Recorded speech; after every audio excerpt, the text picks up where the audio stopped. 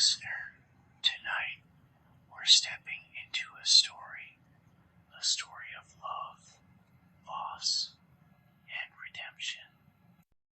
This is the tale of Juni of SajaBoys, who made a choice 400 years ago, one that weighed on his heart for centuries, but tonight will bring peace to his soul, and perhaps to ours as well. Let's begin. 400 years ago, Juni made a fateful decision. Desperate to escape a life of poverty and protect the people he loved most, he sold his soul to Guama, a powerful demon. But as the demon slowly consumed his mind and twisted his heart, Juni lost control and ultimately abandoned the two people who meant everything to him, his mother, Hana, and his little sister, Junhee.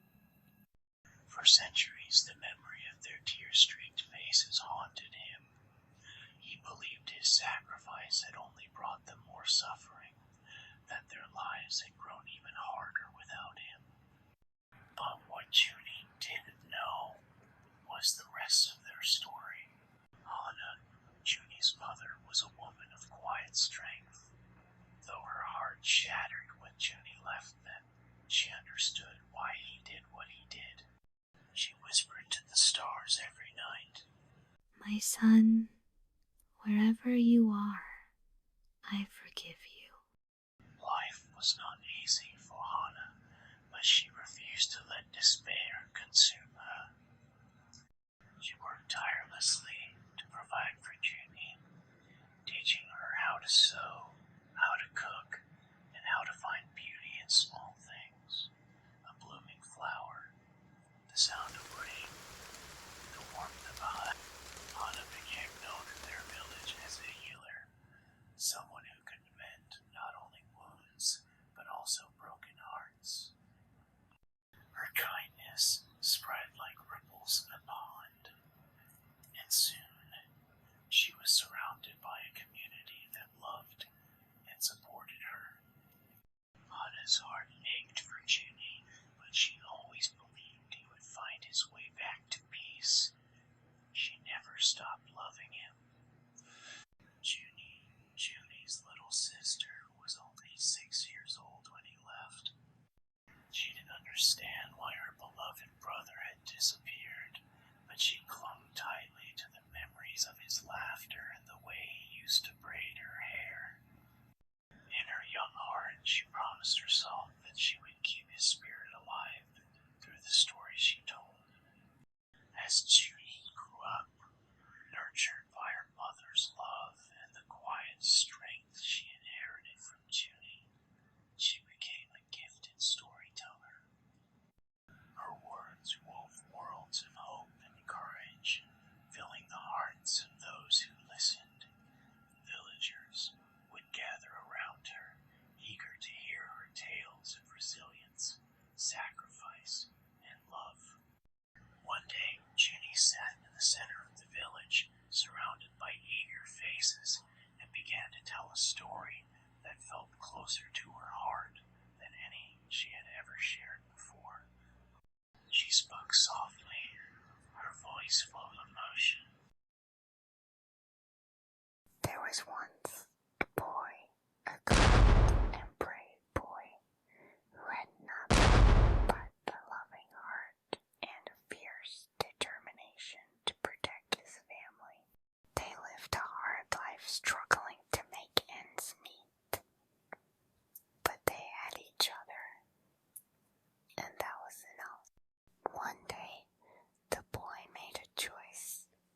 He sacrificed himself to a powerful demon so that his family might have a better chance at life.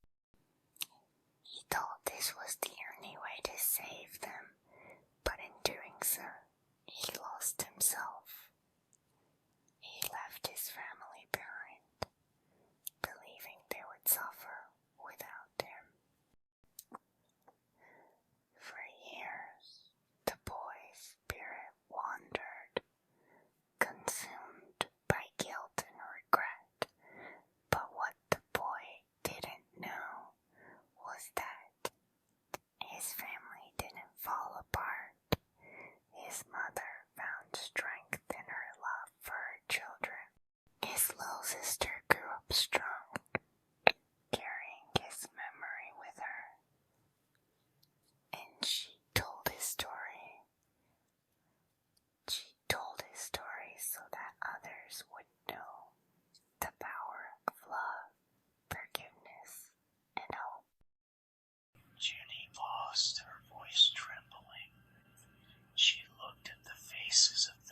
villagers, her own tears shining in the firelight. The boy didn't know that his sacrifice didn't destroy his family. It made them stronger.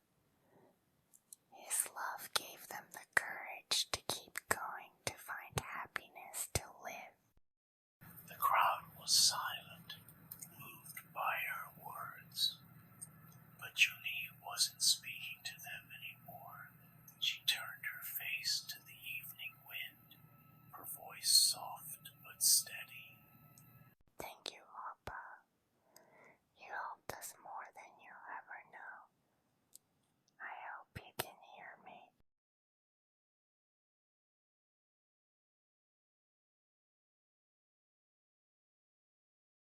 Years after he made his fateful deal with Guama, Juni faced one final choice.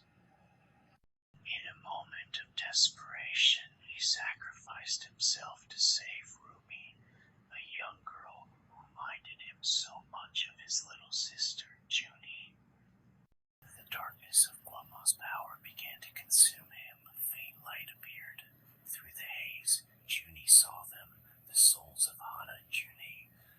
They stood together, radiant and peaceful, their hands intertwined. Hana's voice was soft, like the whisper of a breeze. Juni, my brave son, you've carried this burden for so long. It's time to let it go. Juni smiled, her eyes sparkling with the same warmth he remembered. Appa, you've always been our hero. And now, you've saved someone else, just like you saved us, in your own way.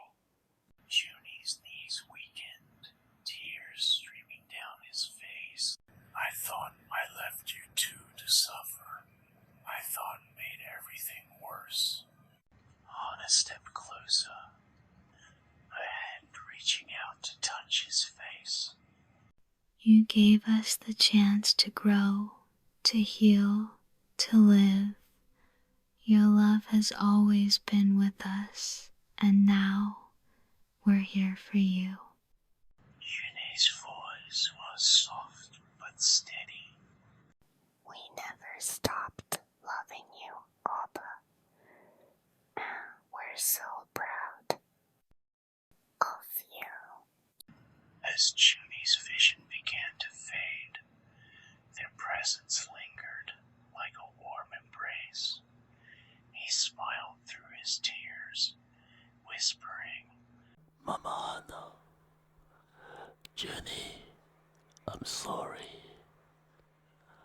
Rumi, I love you.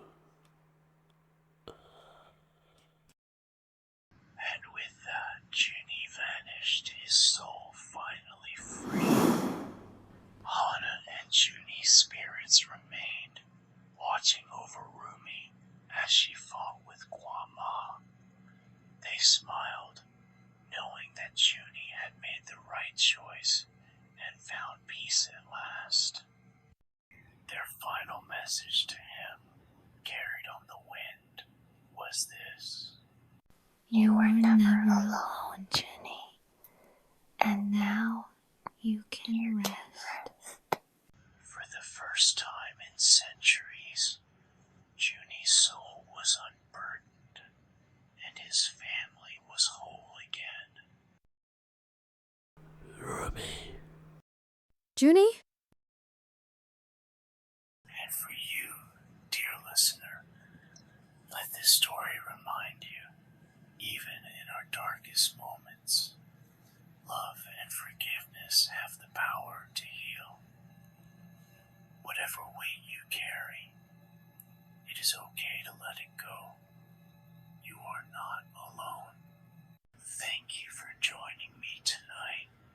I hope Junie's story brought you comfort, peace, and perhaps a little light. But this is just one chapter in a much larger tale. What about the other Saja boys? Why Why did they say yes to Kwama? And did Juni truly vanish? Or is there more to his story? If you'd like to hear their stories, let me know your thoughts in the comments below. Don't forget to like, subscribe,